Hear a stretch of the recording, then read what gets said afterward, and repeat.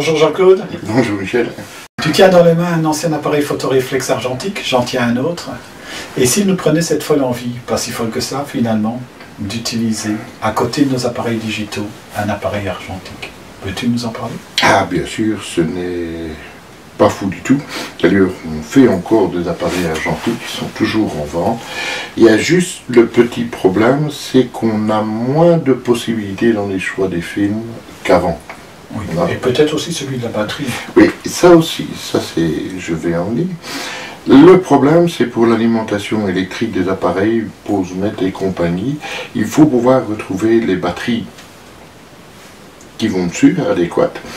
Mais à défaut, comme ce sont des appareils entièrement mécaniques, on peut toujours utiliser un pose-mètre à part. D'accord. Et ça marchera encore très bien. Juste regarder, si on en achète un par exemple dans une brocante, qui n'a pas été pris par l'humidité, qui n'a pas de champignons sur ses objectifs.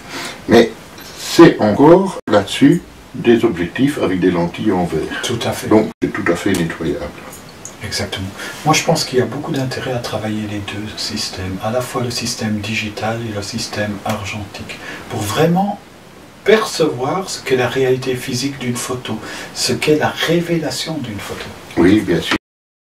En réalité, au niveau prise de vue, il n'y a aucune différence, à part des automatismes qui ont été rajoutés sur des appareils modernes, donc, qui est un peu, mais il n'y a aucune différence lorsqu'on fait une photo, que ce soit en argentique ou en numérique. Les mesures de lumière, c'est toujours la même chose. Les profondeurs de champ, c'est toujours la même chose. Et décider du cadrage, c'est toujours la même chose aussi.